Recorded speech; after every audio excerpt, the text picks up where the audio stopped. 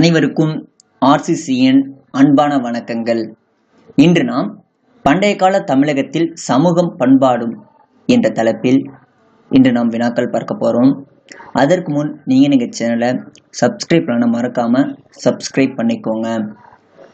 வாங்க வினாக்கள் பார்க்கலாம். முதல் வினா, ஹதிகும்பா கல்வெட்டு யாருடையது? ஹதிகும்பா கல்வெட்டு யாருடையது? கலிங்க நாட்டு அரசன் காரவேலனுடையதுதான் ஹதிகும்பா கல்வெட்டு. இரண்டாவது வினா, சங்க காலம் என அழைக்கப்படும் கால அளவு என்ன? கிமு 3ஆம் நூற்றாண்டு முதல் கிபி 3ஆம் நூற்றாண்டு வரைதான் சங்க காலம் ஆகும். மூன்றாவது வினா, சங்க காலம் எந்த காலகட்டத்தை சார்ந்தது? இரும்பு காலம். சங்க காலம் இரும்பு காலத்தை சார்ந்தது. நாலாவது வினா, சங்க காலம் என்பது எந்த பண்பாட்டு காலத்தை சார்ந்தது? சங்க காலம் என்பது எந்த பண்பாட்டு காலத்தை சார்ந்ததுன்னா பெருங்கற்கால பண்பாடு. அஞ்சாவது வினா, தமிழ் மொழியானது லத்தீன் மொழியின் அளவிற்கு பழமையானது என்னும் கருத்தை கொண்டுள்ளவர் யார்? தமிழ் மொழியானது லத்தீன் மொழியின் அளவிற்கு பழமையானது என்னும் கருத்தை கொண்டுள்ளவர் யார்?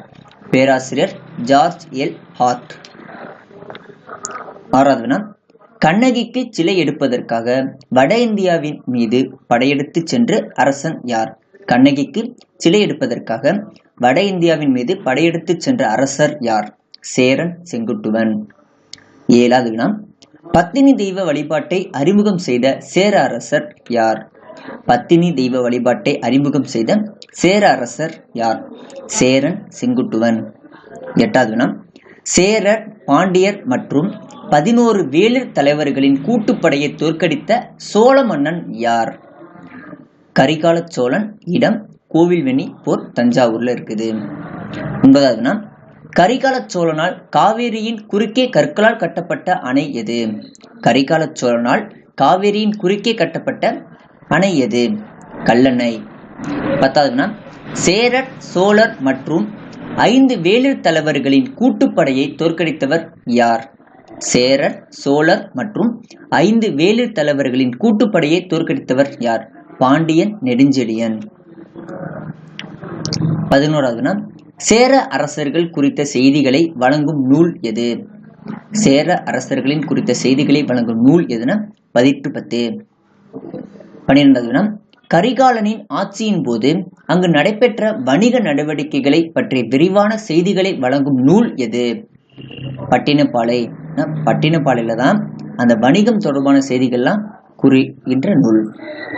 13வது வினா, கொற்கையின் தலைவன் என போற்றப்படுபவர் யார்? கொற்கையின் தலைவன் என போற்றப்படுபவர் யார்? நெடுஞ்செழியன். 14வது வினா, பல வேத வேள்விகளை நடத்தியதை கொண்டாடும் விதமாக நாணயங்களை வெளியிட்ட பாண்டிய மன்னன் யார்? பல வேத வேள்விகளை நடத்தியதை கொண்டாடும் விதமாக நாணயங்களை வெளியிட்ட பாண்டிய மன்னன் யார்? முதுகுடும்பி பெருவழுதி. 15வது வினா, சோழ அரசர்கள் சூட்டிக் கொண்ட பட்டங்கள் என்ன? சோழ அரசர்கள் சூட்டிக் கொண்ட பட்டங்கள் என்ன? சென்னி, செம்பியன், கிள்ளி, வளவன். 16வது வினா, சேர அரசர்கள் சூட்டிக் கொண்ட பட்டங்கள் என்ன? சேர அரசர்கள் சூட்டிக் கொண்ட பட்டங்கள் என்ன? ஆதவன், குட்டுவன், வானவன், இரும்பொறை. ஆதவன், குட்டுவன், வானவன், இரும்பொறை என்ற பட்ட பெயர்களாம் சேர அரசர்கள் சூட்டிக் கொண்ட பட்டங்கள். 17வது வினா, பாண்டிய அரசர்கள் சூட்டிக் கொண்ட பட்டங்கள் என்ன? மாறன், வழுதி, செழியன், தென்னர். மாறன், வழுதி, செழியன், தென்னர்லாம் பாண்டிய அரசர்கள் சூட்டிக் கொண்ட பட்டங்கள். 18வது வினா, கடையெழு வள்ளல்கள் என அழைக்கப்படுபவர்கள் யார்? பாரி, காரி, ஓரி, பேகன், ஆய், அதியமான், நல்லி. 19வது வினா, கிளார் என்பவர் யார்? கிளார் என்பவர் கிராம தலைவர். 20வது வினா, இளவரசர் எவ்வாறு அழைக்கப்படுவார்? இளவரசர் கோமகன் என அழைக்கப்படுகிறார். 21வது வினா, இளவரசருக்கு இளையோர் எவ்வாறு அழைக்கப்படுகிறார்? இளவரசருக்கு இளையோர் எவ்வாறு அழைக்கப்படுகிறார்? இளங்கோ, இளஞ்செழியன், இளஞ்சேரல் என்றெல்லாம் அழைக்கப்படுகிறார்கள். 22வது வினா, நிலவரி மூலம் பெறப்பட்ட வரிகள் வருமானம் எவ்வாறு அழைக்கப்பட்டது? நிலவரி மூலம் பெறப்பட்ட வரிகள் அல்லது வருமானம் எவ்வாறு அழைக்கப்பட்டதுன்னா இறைன்னு சொல்றாங்க அது பேரு. 23வது வினா, அரசர்களின் 5 வித கடமைகளை என்னென்ன?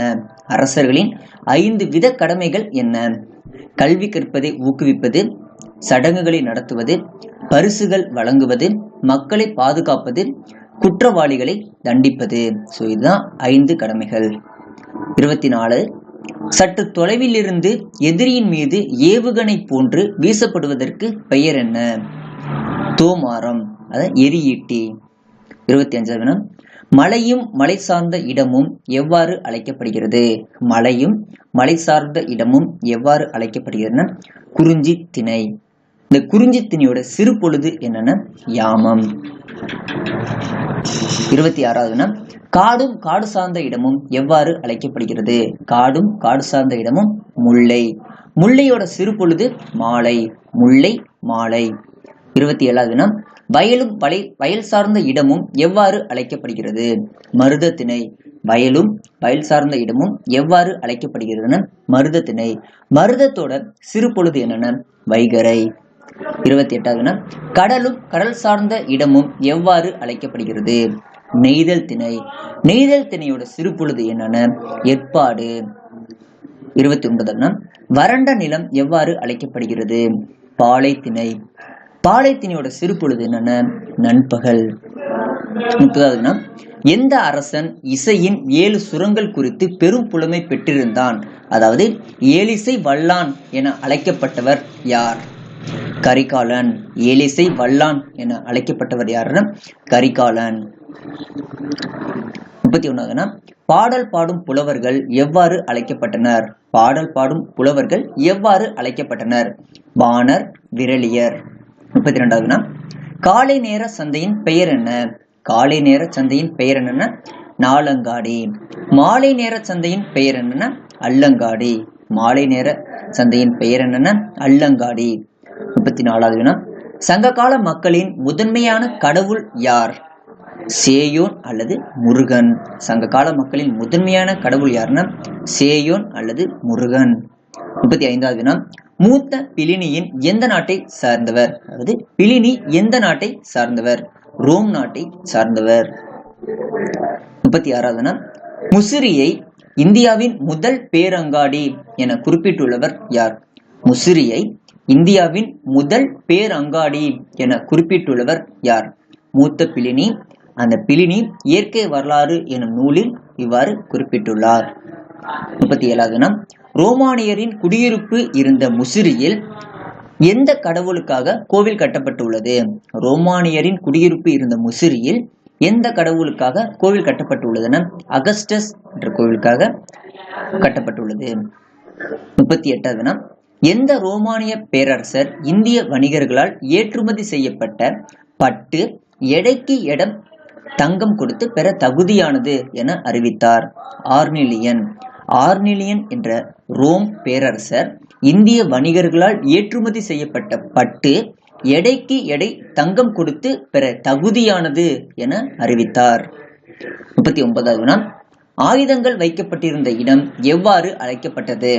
ஆயுதங்கள் வைக்கப்பட்டிருந்த இடம் படைக்கொட்டில் என அழைக்கப்பட்டது. 40வது வினா, அதாவது கடைசி வினா, படைத்தலைவர் எவ்வாறு அழைக்கப்பட்டார்? படைத்தலைவர் தானே தலைவன் என்று அழைக்கப்பட்டான்.